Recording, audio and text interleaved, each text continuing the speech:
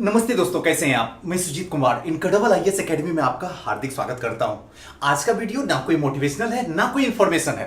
आज का वीडियो जो है पूरी तरीके से एजुकेशनल है। और आज की वीडियो में हम चर्चा जो करने वाले हैं, यूपीएससी और पीसीएस परीक्षाओं को पास करने के लिए किसी किताब को कैसे पढ़ा जाए, इसी पे चर्चा होगा क्योंकि बहुत इंपॉर्टेंट है। और ये वीडियो बनाने का क्रेडिट आप सारे जो भी मेरे छोटे भाई बहन हैं उन्हीं का ही दिया हुआ है। और मैं बहुत दिन से सोच रहा था कि कब बनाऊं, वक्त ही नहीं मिल पा रहा था, लेकिन आज वक्त मिल गया और आज आपको बताऊंगा।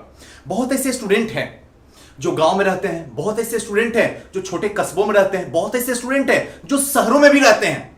लेकिन ऐसा क्या प्रॉब्लम होता है कि जो शहर में हैं, जिनके पास में सारी सुख सुविधा है, इवन कुछ कुछ ऐसे स्टूडेंट हैं जो गांव में हैं, शहर में आके तैयारी करते हैं, चाहे वो प्रयागराज हो, चाहे पटना हो, चाहे मुखर्जी नगर हो, 1 साल 2 साल 3 साल इवन 5 वर्षीय योजना तक हो जाता है, लेकिन उनसे प्रीलिम्स तक नहीं निकल पाता है। कभी आप सोचने की कोशिश किए, हो सकता है आपको मेरी बात ये चुभ रही होगी, क्योंकि है कड़वी लेकिन है दिल की बात। कुछ ना कुछ तो खता हुई है।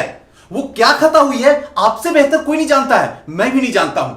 लेकिन आखिर क्या वजह हो गई कि 4-4 5-5 साल आप प्रयागराज में गुजार लिए और यूपी में, एमपी में, छत्तीसगढ़ में, बिहार में कोई गांव में बैठा हुआ स्टूडेंट पीसीएस को क्रैक कर जाता है। आप क्यों नहीं कर पाते हैं? कभी सोचें इस बात को। आपको पता है इसके बारे में? कोई आपको बताने की कोशिश किया कि इसके पीछे क्या वजह है?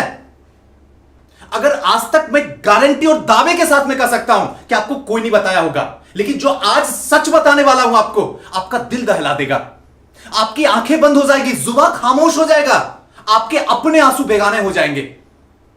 इसका सीधा सा जिम्मेदारी होती है क्या?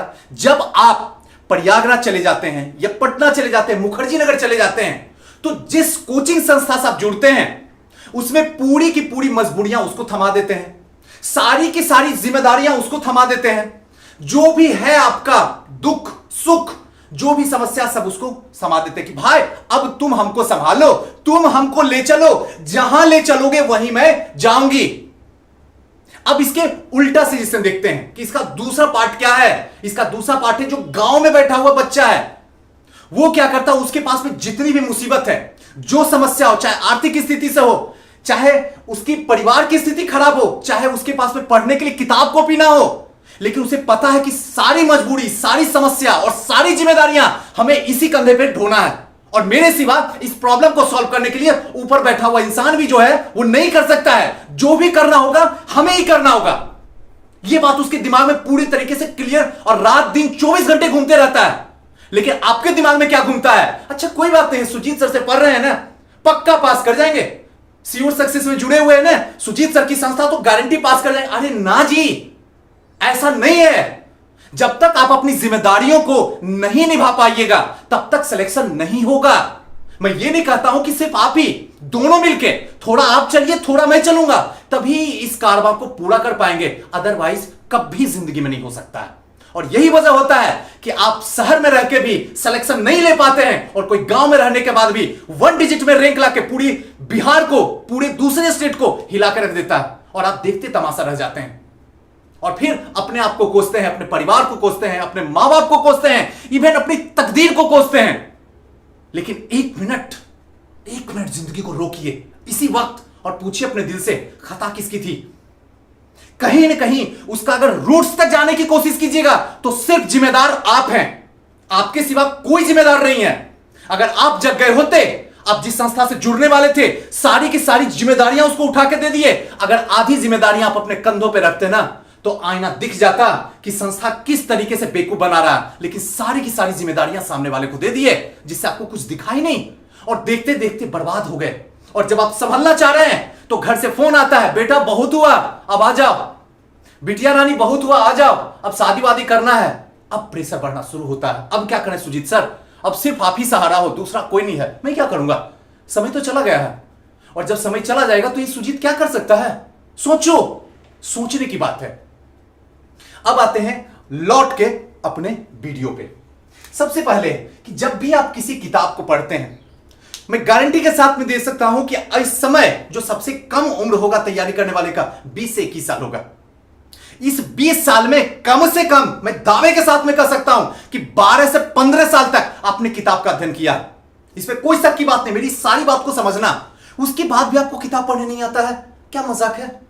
सोचो, कुछ तो 1 मिनट के लिए सोच सकते हो ना। कड़वी है लेकिन दिल की बात है, आपको लग जाएगा। सुजीत सर ऐसे कैसे बोल सकते हैं हमको? हम भविष्य के आईएएस हैं, भविष्य के एसडीएम हैं, और आप ऐसे बोल रहे हैं हमको, तो क्या करूं? इसीलिए बोल रहा हूं ताकि भविष्य में तुम एसडीएम बनो। इसलिए नहीं बोल रहा हूं कि आपको ताने दे रहा हूं, और आपके ताने देने से हमें कोई गोल्ड मेडलिस्ट नहीं मिलने वाला, कोई हमें अवार्ड नहीं दे सकती है भारत सरकार। बल्कि हम इसलिए देते हैं ताकि आप अपनी जिंदगी में कभी शिकायत ना कर सको खुद से। इसीलिए आपको ये चीज, जितनी भी प्रॉब्लम है वो आपके सामने रखने की कोशिश करता हूं। 21 साल जिंदगी के गुजर चुके, जिसमें 10 से 12 साल तक आपने किताब का अध्ययन किया, लेकिन किताब अब भी पढ़ने नहीं आता। तभी तो आप कोचिंग के पास भागते हो। अगर किताब अच्छे से पढ़ने चला है तो कोई भी स्टूडेंट कहीं जाके लाखों रुपया डुबा नहीं सकता है। लेकिन प्रॉब्लम है हमें पढ़ने नहीं आता है, इसीलिए हम कोचिंग के प्रति भागते हैं। और रही सही कसर, इस समाज में जितने भी लोग हैं, चाहे टॉपर, परिवार, सीनियर, दोस्त, टीचर, इन सारे के सारे इस सिस्टम के अंदर ऐसा करप्टेड सॉफ्टवेयर डाल देते हैं जिसको कहते हैं अंधविश्वास का सॉफ्टवेयर, कि ऐसा नहीं है, उस घर में हो, अगर परिवार बहुत अच्छे खासे पैसे वाले हैं तभी तुम एसडीएम बन सकती हो, तुम्हारे परिवार में कोई है तब बन सकती हो, ऐसे गांव वाले नहीं करते, ये नहीं करते, पता न जाने कितनी ऐसी बातें आपके अंदर इसमें डाल दिया जाता, और आप एक्सेप्ट करते हो। और जब एक्सेप्ट करते हो तो जो इसके अंदर इनपुट गया है वही तो आउटपुट आएगा। और फिर जब मैं आके बोलता हूं कि एसडीएम बनना बच्चों का खेल है तो आपको तकलीफ लगती है। सुजीत सर ऐसे ही हवा में बात करते हो, हवा में नहीं बात करता हूं। अगर सही तरीके से चलो तो सच में सब कुछ बच्चों का खेल है। अभी बताओ कि प्लेन चलाना जो है हमारे लिए बच्चों का खेल है, क्योंकि मुझे पता है, मुझे चलाने आता है, और आपको चलाने नहीं आता, तो आपके लिए क्या है? टेढ़ी खीर है भाई, सोच भी नहीं सकते हो सपने में। क्यों? क्योंकि आपको चलाने नहीं आता है। वही कहानी है कि आपको पढ़ने नहीं आता है, इसीलिए एसडीएम बनना आपके लिए मुश्किल है। लेकिन अगर पढ़ने, समझने, आयोग के दिमाग को अगर पकड़ लीजिएगा तो सच में एसडीएम बनना बच्चों का खेल है। आपको पता ही नहीं चलेगा। सर 2020 में तैयारी शुरू की और 2021 में फर्स्ट लिस्ट में रैंक मार दिए, इतना जल्दी सुजीत सर सफर समाप्त हो गया? कोई ऐसा है इंसान इस धरती पे जो ऐसा तमाशा कर रहा है? अगर वो कर रहा है तो फिर आप क्यों नहीं कर सकते 1 साल में? जवाब दीजिए। आपके पास जवाब नहीं है क्योंकि आपको टाइम पास करने की आदत है। आदत बड़ी प्यारी होती है, आदत। हम सुजीत सर आप कितना भी चिल्ला लो, मोटिवेट कर दो, लेकिन आदत में फंसे हुए हैं। और इस आदत को, इतनी प्यारी खूबसूरत आदत को नहीं छोड़ सकते हैं। चाहे तुम कुछ भी कर लो, मैं 4 बजे नहीं उठूंगी तो नहीं उठूंगी, मत उठो। और फिर मैं भी बोलता हूं तुम्हारा रिजल्ट नहीं होगा तो नहीं होगा। और वैसे तो हो रहा है लोगों के साथ में। जब तक सूरज को जगाओगे नहीं तब तक आप कभी सफल नहीं हो पाओगे। और जब जब सूरज आपको जगाना शुरू कर देगा, जिंदगी में सक्सेस होके भी अनसक्सेस रहोगे। इसलिए अब भी वक्त है 21वीं सदी के बदलते माहौल के अनुसार से जीना सीखो, तभी सक्सेस मिल सकती है। वरना जिंदगी भर ऐसे ही भटकते रह जाओगे, कोई काम नहीं देता है। हम भी इंसान हैं, हम भी सक्सेस के पीछे दीवानगी पैदा करेंगे। यहां पे वही खड़ा होगा या होगी जो सक्सेस करेगी, उसके सामने फोटो खिंचाएंगे, उसके सामने बात करेंगे, आपके सामने नहीं करेंगे, क्योंकि आप सक्सेस नहीं हो। क्योंकि उगते हुए सूरज को सलाम किया जाता है, डूबते हुए को कोई नहीं करता, कोई नहीं करता। बाकी समझना आपको है। चलिए आते हैं, बात करते हैं कि किसी विषय की किताब को कैसे पढ़ें। चलिए मान लीजिए ये राजीव अहिर की बुक है मेरे पास में, ठीक है। ये तो पुरानी वाली है, नई वाली ऑफिस में है, लॉकडाउन हो गया जिसकी वजह से हम आपके सामने नहीं ला सकते, तो पुरानी वाली घर में ही रखी हुई। तो राजीव अहिर साहब की जो है मॉडर्न इंडिया की बुक है। बस कोई भी बुक रहे, जो भी बुक है, जरूरी नहीं है। मैं हिस्ट्री इसलिए लिया हूं क्योंकि हिस्ट्री मेरा सब्जेक्ट है, तो आसानी से आपको बता सकता हूं। बाकी दूसरे सब्जेक्ट में आप इसको इंटर कर लीजिएगा। क्लियर है? मान लीजिए ये बुक मेरे पास में है, अब मुझे इसको पढ़ना है। तो सबने बताया कि राजीव अहिर साहब की बुक जो है सुजीत पढ़ लो, इससे सिलेक्शन हो जाएगा। बात भी सही है, सारे लोग इससे पढ़ रहे हैं, सारे लोग सिलेक्शन कर रहे हैं, लेकिन कुछ ऐसे लोग हैं जो सिलेक्शन नहीं कर पाते हैं। बुक तो यही रहता, आखिर क्यों? इसके पीछे वजह क्या है? बहुत सारी साइंटिफिक, पता नहीं कैसे कैसे लोग वजह दे रहे हैं। आप यूट्यूब में अगर सर्च करो तो इतनी वजह है कि आपका दिमाग काम करना बंद कर देगा। इस तरीके से साइंस में आपके दिमाग में ये नहीं है, उसमें ये रेशा नहीं जुड़ा हुआ है, इसमें न्यूरॉन ऐसे हो गया, वैसे हो गया। मेरे तो खुद ही समझ में पल लेना पड़ती है। भाई सीधी सीधी आसान भाषा में बच्चों को बताओ ना, सही बात क्या है, ताकि बच्चा भी समझ पाए आपकी शब्दों को, आपकी वाणी को, और आपकी इस वीडियो को समझ पाए। क्योंकि टाइम वो दे रहा है और उसकी टाइम की कीमत है। 21वीं सदी में हर सेकेंड की सबकी कीमत है। अगर एक का भी 5 मिनट बर्बाद हो गया तो जिंदगी में 5 लाख लोगों से पीछे रह जाएगा। लेकिन खैर, जो जैसा करता है, मेरे कहने से तो कुछ नहीं हो सकता। लेकिन खैर, इस विषय को सबसे पहले जब भी किसी किताब को पढ़ते हो तो आपके दिमाग में 2 चीज रहती है, जो कि बचपन से होता हुआ आ रहा है कि जो भी करना है हमें क्या है, सफलता या संतुष्टि। समझना मेरी बात को, सक्सेस या सेटिस्फैक्शन चाहिए आपको। अगर दो बात में पूछूं तो क्या बताइएगा? सीधा सा सारे लोग बोलेंगे सुजीत सर मुझे सक्सेस चाहिए, सेटिस्फैक्शन नहीं चाहिए। सेटिस्फैक्शन जो होता है फैमिली में होता है, और सक्सेस होता है अपनी लाइफ में अपने सपने को जिंदा रखने के लिए। तो सीधी सी बात है, हमको सक्सेस चाहिए। आज हम क्या करते हैं किताब को पढ़ने के लिए? आज एक चैप्टर पढ़ लिए, अगर मान लीजिए सपोज कीजिए आज मैं 3 चैप्टर पढ़ लिया तो बड़ा अंदर से खुशी होती है, और कल इसके बाद जो चैप्टर आने वाला थोड़ा सा जो है टेढ़ा है, थोड़ा सा हार्ड है, और उसमें सिर्फ एक चैप्टर ही पढ़ पाए उस टाइम में जो टाइम हम फिट किए हुए थे। तो अब इसमें हमें क्या होगा?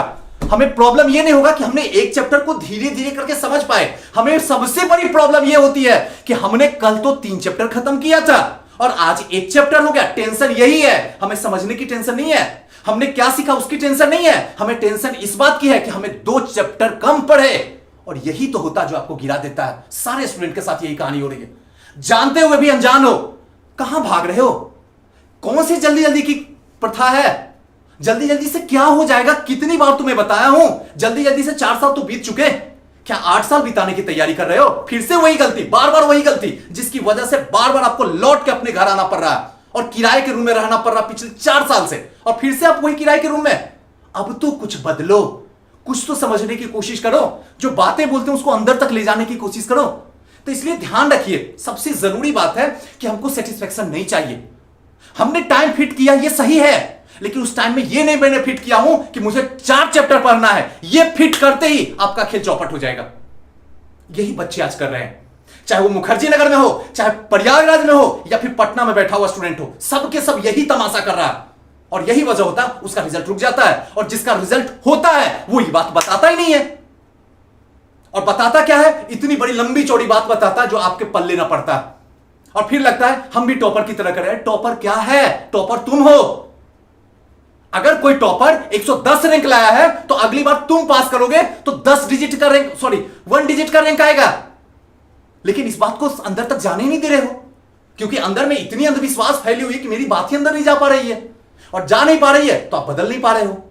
इसलिए मेरी बात को अंदर जाने दो। दूसरी सबसे बड़ी बात है कि क्यों पढ़ें। जब भी हम इस बुक को उठाते हैं, अब आते हैं इसकी एक ही बात को, कि जब भी हम इस बुक को उठाते हैं तो सबसे पहले यह सोचो कि हम पढ़ें क्यों, आखिर इसके पीछे वजह क्या है, क्यों का इसका जवाब खोजना है। किताब को खोलने से पहले हम क्यों पढ़ें इस बुक को, उसके बाद दूसरा क्वेश्चन इसमें लगाना है क्या पढ़ें, क्लियर है ना, और तीसरा क्वेश्चन लगाना है कैसे पढ़ें, और चौथा क्वेश्चन इसमें लगाना है कहां इसको पढ़ने के बाद उपयोग करना है। जब तक इस चारों क्वेश्चन का 1, 2, 3 और 4, इन चारों क्वेश्चन का जवाब क्लियर नहीं मिल पाएगा, जिंदगी में इस किताब क्या दुनिया के किसी किताब को आप समझ के नहीं पढ़ सकते हो। हां पढ़ लोगे, क्लियर हो जाएगा, दुनिया के सामने बोलोगे मैं तो 4 बार राजीव भाई साहब की बुक पढ़ लिया हूं, ठीक है भाई क्वेश्चन पूछता बताओ, हो गया, हवा निकलना शुरू। अगर 4 बार पढ़ लिए हो और कोई इसको 1 बार पढ़ के करेक्ट करता, तुम 4 बार पढ़ के क्यों नहीं करेक्ट कर पा रहे हो? कभी सोचे हो? 1 मिनट जिंदगी को रोको और पूछो, और ये सवाल आज आपको पूछना होगा। जब तक ये सवाल क्लियर नहीं होगा तब तक कोई भी बुक मत पढ़ो, क्योंकि सारी बुक आपको दगा देकर चली जाएगी, और आपकी जिंदगी पल में 2020 है, 2021 का, 22 का, 23 करेक्ट कर जाएगा, पता ही नहीं चलेगा। 2023 में चले आए सुजीत सर, अभी 23 हुआ है, 26 आने की बाकी है, देखते देखते 26 भी आ जाएगी, और वो वक्त दूर है जब आपको देखते देखते घर जाना पड़ जाएगा। तो प्लीज डरिए, मैं डराने के लिए कर रहा हूं, और उससे और थोड़ा गहराई में उतरूं तो यही सच है। अगर मान सकते हो तो मानो, नहीं मान सकते हो नहीं मानो। अब सबसे पहले ये क्यों पढ़ें, क्या पढ़ें, कैसे पढ़ें और उपयोग कहां करें, इसको क्लियर कैसे करें सुजीत सर? डायरेक्ट आपने ये बता दिया, तो इसमें कैसे पता चलेगा क्यों पढ़ें? दूसरा क्या पढ़ें ये कैसे पता चलेगा सुजीत सर? और तीसरा कैसे पढ़ें ये भी कैसे पता चलेगा, और कहां उपयोग करें ये कैसे पता चलेगा? तो ये सारे क्वेश्चन का जो रूट्स है वो आपका है सिलेबस और प्रीवियस ईयर क्वेश्चन पेपर। सबसे पहले पढ़ने से पहले इसको खंगालो, इतना बार खंगाल लो कि आपके मेमोरी में यह स्टोर हो जाए कि आखिर सिलेबस क्या है। जिस बुक को पढ़ने जा रहे हो आप देखो आयोग ने क्या सिलेबस दिया है, सिलेबस को खंगालो। दूसरा प्रीवियस ईयर क्वेश्चन को देखो कि किस टाइप का क्वेश्चन पूछा है, चाहे प्रीलिम्स हो या मेंस हो, दोनों के क्वेश्चन को खंगालो। मेरी बात को जाने दो अंदर तक।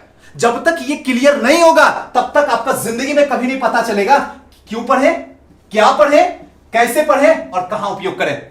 सुजीत क्या दुनिया का कोई इंसान ना आपको बता पाएगा, और अगर बता रहा है तो वो आपको बेवकूफ बना रहा और कुछ भी नहीं कर रहा। अब देखिए, सबसे पहले मान लीजिए इस बुक को हम उठाए, क्लियर है ना? क्यों पढ़ना है, इसका एक एक का जवाब आपको दे रहे हैं। क्यों पढ़ना है? मुझे इसीलिए पढ़ना है कि मुझे किसी भी हालत में यूपीएससी या पीसीएस को क्रैक करना। क्वेश्चन क्लियर हो गया, दिमाग में एकदम फिट है कि मुझे एनी हाउ हर कंडीशन में एसडीएम बनना है, फिक्स हो गया है। अगर एसडीएम बनना है तो मुझे राजीव अहीर साहब की बुक को अच्छे तरीके से पढ़ना है। इसका सॉल्यूशन फिनिश हो गया। अब आपके दिमाग में कंफर्म है कि मुझे एसडीएम बनने के लिए पढ़ना है और मुझे कुछ भी नहीं करना जिंदगी में। बेरोजगार बनना है, किसान बनना है, कबूल है, लेकिन बनना है तो एसडीएम ही बनना है, बाकी कुछ भी नहीं बनना है। दुनिया की सारी नौकरी को लात मारता हूं, लेकिन बनूंगा तो एसडीएम ही बनूंगा। अब ये कंसेप्ट क्लियर हो गया। अब आपको कोई भी हिलाने वाला नहीं है, ये आपका पूरे तरीके से क्लियर हो चुका है। अब दूसरा था क्या पढ़ना है। क्या पढ़ना है इसमें, तो उसके लिए सबसे बेहतरीन जो है सिलेबस। आप सिलेबस को खंगालिए। उसके बाद प्रीवियस ईयर क्वेश्चन देखिए कि अगर हम 1857 की क्रांति पढ़ने की शुरुआत कर चुके हैं, 1857 की क्रांति इसलिए बताते हैं क्योंकि जो भी नए या पुराने स्टूडेंट हैं वो सारे के सारे जानते हैं 1857 का रिवोल्ट क्या था, अच्छे तरीके से जानते हैं, तो इसलिए यहां बताने से ज्यादा मजा भी आएगा। 1857 की क्रांति पढ़ते हैं तो ये तो पता अलग अलग बुक में अलग अलग तरीके से बहुत सारा है। ये छोटी मोटी कहा जो रिवोल्ट है छोटी मोटी नहीं थी, अंग्रेजों के दांत खट्टे कर दिए थे। अंग्रेजों की ऐसी औकात हो गई थी, उन्हें लग गया था कि अब मुझे जल्दी भारत को छोड़ना पड़ेगा। तो छोटी मोटी क्रांति तो नहीं थी, लेकिन इसको पढ़ने के लिए सबसे पहले प्रीवियस ईयर क्वेश्चन को उठाना होगा कि देखना होगा कि क्वेश्चन पूछने का पैटर्न क्या है। आयोग के दिमाग को तो पकड़िए, ऐसे ही पढ़ने से क्या होगा, ऐसे पढ़ के तो आप समय बर्बाद कर दीजिएगा और इससे कुछ मिलेगा ही उस नहीं। तो जब ये प्रीवियस ईयर क्वेश्चन डालिएगा तब आपको पता चलेगा, अच्छा इसके कारण की समीक्षा कीजिए, अच्छा इसके परिणाम बताइए, अच्छा इसके तत्कालिक कारण को आप किस रूप में देखते हैं बताइए, अच्छा इसके जो है आपकी आलोचना किस रूप में देखना चाहते हो, अच्छा ये सब देखना है। अब जब आप पढ़िएगा तब आपको पता चलेगा, जैसे इसे कहानी आगे की ओर घूमते जाएगी आपके दिमाग में आता जाएगा कि आयोग अभी तक जो है ये पार्ट से क्वेश्चन पूछ रहा है, यानी ये सब पार्ट को अच्छे तरीके से कवर करते हुए आगे हमें निकलना होगा। वरना कहानी है, कहानी पढ़ते हुए चले आपको समझ में नहीं आएगा, पता ही नहीं है, बस गाड़ी उठाए, सुजीत सर चलना है, चलो बैठ जाओ, निकल गए, कहां जाना है, बस चलते जाइए ना, जहां सड़क है, जहां लास्ट हो जाएगा सड़क वहां रुक जाएगा, जिंदगी भर मुझे मंजिल ना मिलेगी, मैं भागता रह जाऊंगा। वही तो कहानी आपके साथ हो रहा, कोई नया थोड़ी हो रहा। यही कहानी से जिंदगी भर दो चार हो रहे हैं पिछले 4 साल से, और आज तक ये सॉल्यूशन नहीं निकल पाया, लेकिन आज अब निकलेगा। आज की इस रात में आपको निकालना होगा सॉल्यूशन। ये आपकी जिंदगी बदलने वाली वीडियो है पूरे तरीके से, और इसलिए बनने से आप खुद को भी नहीं रोक पाइएगा अगर इस तरीके से कीजिएगा तो। अब कैसे पढ़ा जाए, नेक्स्ट क्वेश्चन आता है, इसको पढ़ा कैसे जाए। इसको पढ़ा कुछ भी नहीं जाए, इसको पढ़ने वक्त अलग अलग तरीके मार्केट में भ्रांतियां हैं, मैं आपको बताता हूं। एक बार जो है डायरेक्ट पढ़ लो नोवेल की तरह, अच्छी बात है। दूसरी बार जो है पढ़ने वक्त धीरे धीरे पढ़ो, और अच्छी बात है। तीसरी वक्त जो है आप पेंसिल लेके उसमें जो है अंडरलाइन करते हुए पढ़ जाओ, अच्छी बात है। सबकी अपनी अपनी सोच है, मैं उन्हें बुरा नहीं मानता हूं, मैं जो भी बोलते हैं चाहे हमसे छोटा हो या बड़ा हो सबका सम्मान करता हूं, लेकिन एक बार जिंदगी को रोक के खुद से पूछ लो, क्या इतना वक्त है आपके पास? और आखिर दिमाग आपका क्यों नहीं काम कर रहा है कि हम 3 बार पढ़ेंगे तभी समझ में आएगी? तनिक सोच के देखिए, हमारे पास वक्त बहुत लिमिटेड है। हमें 2000 के कमरा में बंद होकर प्रयागराज में नहीं पढ़ना है, बल्कि सिस्टम में जाकर धमाका मचाना है। तो उसके लिए आपके पास समय कम है और काम बहुत सारा है, सारा काम को समेटना होगा। अगर एक एक चैप्टर को आप 3-3 बार पढ़ना शुरू कीजिएगा तो कब फिनिश होगा? ये तो पंचवर्षीय योजना से भी ज्यादा चला जाएगा खेल। कभी सोचिए ना, खुद से सोच के देखिए ना, ये मैं नहीं कहता हूं, आप खुद अपने एक्सपीरियंस से देख लीजिए।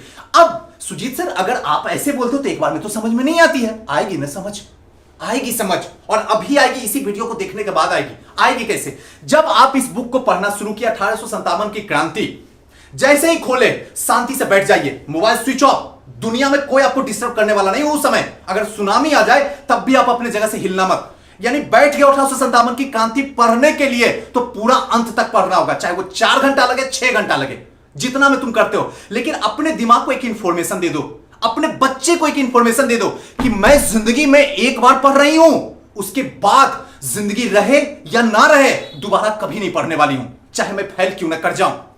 ये एक बार बोलने से नहीं होगा। दिमाग का बच्चा जो अंदर बैठा वो बोलेगा ऐसे नहीं होता है, फिर से बोलो मैं एक बार पढ़ने वाली हूं, उसके बाद जिंदगी में नहीं पढ़ने वाली हूं। एक बार नहीं 100 बार बोलो, तब तक बोलो जब तक ये बच्चा एक्सेप्ट कर ले, हां भाई तथास्तु, तू एक ही बार पढ़ और अब पढ़ना बैठो। एक बार में पूरा का पूरा क्लियर हो जाएगा। एक बार मूवी देखते हो और पूरा का पूरा कहानी आपको याद हो जाता है, और एक बार एक चैप्टर पढ़ते हो आधी कहानी भी नहीं याद होती है। जो निगले उसको उगल नहीं पा रहे हैं, तो फिर किस बात का निगले थे? क्वेश्चन आपसे है, जवाब दीजिए। बस लोगों ने पागल बना दिया, वो वीडियो चल रहा है इसलिए आपको समझ में आता है, यहां पढ़ना पड़ता नहीं। उस समय आपका दिमाग, आपका बच्चा ये एक्सेप्ट करता कि मैं शाहरुख खान की मूवी देख रही हूं, कुछ ना कुछ प्यार रोमांटिक होने वाला है, कुछ सीखूंगा। और उस समय बैठने वक्त दुनिया का हर चीज बंद होता, पूरा अंधेरा रहता है। आप कभी हॉल गए होंगे तो देखे होंगे, उस समय पूरा कंसंट्रेशन आपका उसी पे होता जो आपको चाहिए। जैसे मैं अगर देखने बैठता हूं तो उसकी रोमांस को देखने की कोशिश करता हूं, प्यार कैसे किया जा सकता है। और उस समय जो वो चीज आता, जैसे जैसे वो घटना घटते जाती है, वो पूरा का पूरा हमारे दिमाग में प्रिंट होते जाता है। लेकिन पढ़ने वक्त हम क्या सोचते हैं, अच्छा मम्मी का फोन आया, चलो कर लेते हैं। अरे मेरा बाबू का फोन आया है, कैसी हो, बहुत दिन से छोड़ चुकी हो। ये कोई पढ़ाई है क्या? ये तो टाइम पास है। आगे आने वाला टाइम इसको यही तो रुलाएगा, आपको रुलाएगा सुजीत, भगवान, आपके मां बाप, आपकी तकदीर, आपके कर्म रुलाएगी। जो वक्त को तुम मारे हो ना, वो वक्त पल पल आपको मारेगी। दुनिया का इकलौता वक्त को ही मैं सजदा करता हूं कि किसी भी इंसान को नहीं छोड़ता है। अगर उसके साथ नाइंसाफी हुआ तो यह वक्त आपको चारों दिशा से घेर के मारेगा।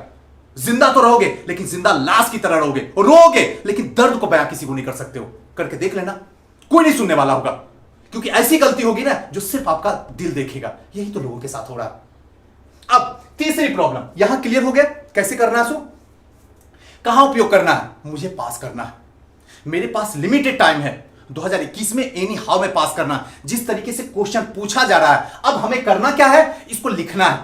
कहां उपयोग करना, तो एग्जाम में, पीसीएस यूपीएससी एग्जाम में। अब देखना है कि कौन कौन से क्वेश्चन पूछा गया है, उस क्वेश्चन को निकाला जाए और सॉल्यूशन अपने से किया जाए कि 1857 की क्रांति में आज तक जितने भी पीसीएस और यूपीएससी में क्वेश्चन पूछा गया सारे का सॉल्यूशन मार लीजिए। देखिए फिर प्रॉब्लम है कहां, 1857 की क्रांति पूछो ना, जिसको सामने आके पूछना पूछो, जो पूछोगे डीपली बताऊंगा, एक डायरेक्शन से नहीं 10 डायरेक्शन से बताऊंगा। तुमको जहां से उठाना क्वेश्चन उठा लो, जैसे घुमाना घुमा लो। पूछोगे तो 1857 की क्रांति ना, जो करना कर लो। लेकिन प्रॉब्लम होता है हम सही से पढ़ ही नहीं पाते, हमें पता ही नहीं है जाना कहां है। और यही वजह होता है जिंदगी भर हम अच्छी अच्छी बुक को पढ़ते जरूर हैं लेकिन पास नहीं करवा पाती है वो बुक, क्योंकि हम कभी समझ ही नहीं पाते उस बुक को। और इसीलिए वो बुक भी आपको नहीं समझता है। जिस दिन आप बुक को समझने लगेगा, बुक खुद ही आपसे मोहब्बत कर लेगी। और ये साक्षात सही बात बोल रहा हूं, कोई भी रोमांटिक बात नहीं बोल रहा हूं, दिल की बात बोल रहा हूं। कड़वी है लेकिन 100% सही है। चलिए आते हैं नेक्स्ट, टाइम टेबल के साथ पढ़ें। जो भी आप पढ़ रहे हैं ना, एक टाइम बना दीजिए। अगर दोपहर के 12 बजे से 2 बजे तक आप एनसीईआरटी पढ़ते हैं तो डिसाइड कीजिए 12 बजे से 2 बजे तक ही पढ़ने का, क्योंकि उस टाइम में आपका पूरा का पूरा माइंड जो है पूरे तरीके से फिट है कि मुझे जो है 12 से 2 जो है हमको इतिहास पढ़ना। अब उस टाइम के बाद में दूसरे टाइम में ले जाइएगा तो फिर दिक्कत होना शुरू हो जाएगा। आपको पता है कि सुबह के टाइम में अगर हमें ब्रेकफास्ट लेना, जूस लेना है, तो उस टाइम में अगर आपको चावल दाल कोई दे दे खाने के लिए, क्या अंदर जा पाएगा? क्या सोच के बताइए। सिंपल डेमो दे दिया हूं, यही तो गलती आप कर रहे हैं। आपको आज तक पता नहीं, जब दिल करे, जो हां दिल करे, जो सब्जेक्ट दिल करे पढ़ना शुरू कर देते हैं। यार हर चीज का टाइम है, हर चीज का एक लिमिट है, हर चीज का रूल रेगुलेशन है। आप अगर उसको फॉलो नहीं कर पाते हैं तो वो भी आपको फॉलो नहीं करेगा और आपको डुबा देगा। यही तो हो रहा है लोगों के साथ में। इसलिए जो भी आप टाइम टेबल बनाते हैं, उसी टाइम टेबल में उस वीडियो को देखिए, उस किताब को पढ़िए, अपने तरीके से जो भी आपको उस टाइम में काम करना है उसको उसी टाइम में अंजाम तक पहुंचाइए। नेक्स्ट जो है, याद कैसे रखा जाए। अब एक आता है कि हाँ याद, और यूपीएससी में जो है 50% जो है आपको याद करना ही पड़ेगा और 50% समझना ही पड़ेगा। यूपीएससी का ऐसा ही गेम है, यानी 50% आपको याद रखना ही पड़ेगा। याद रखने के लिए क्या है, आपके पास में 2 ऑप्शन है। एक तो ट्रिक है, आप ट्रिक से याद रख सकते हैं, और दूसरा क्या है, अभ्यास करने से। जितना ज्यादा उसका अभ्यास कर सकते हैं। इसके लिए आपको क्या करना पड़ेगा, एक बार पढ़िए किसी भी विषय को। मैंने क्या बताया था कि अपने दिमाग में बता दीजिए कि मैं एक ही बार पढ़ूंगी, उसके बाद जिंदगी में लौट के कभी भी नहीं पढ़ूंगी। एक बार जब आप पढ़ लिए दिमाग में तो उसको 2 बार लिखिए, एक बार नहीं 2 बार लिखिए। समय लगे तो लगे, लिखिए 2 बार, पढ़िए 3 बार नहीं, लिखिए 2 बार, और बैठ के 3 बार सोचिए कि यहां से आयुब कैसा कैसा क्वेश्चन देके हमें फंसा सकता है। आयुब भी आपकी तरह इंसान है, ये ध्यान रखिएगा। उसके पास एक्सपीरियंस हो गया है, इसीलिए हम बोलते हैं मेरे बापों का बाप है, और कुछ भी नहीं है उसके अंदर। वो भी हमारी ही तरह है, देखता है, चलता है, बोलता है, कुछ भी नहीं है। आप भी सोच सकते हैं। आप अपने आप को फंसाइए ना कि 1857 से कितने ऐसे क्वेश्चन बन सकते हैं, बैठ के सोचिए। और अगर सोच लिए तो लिखिए, और लिख लिए तब उसका सॉल्यूशन करना शुरू कर दीजिए। खेल खत्म है। कहां याद करने का कोई सा ट्रिक है? सारा याद करने का ट्रिक जो है लिखने का ही तो है।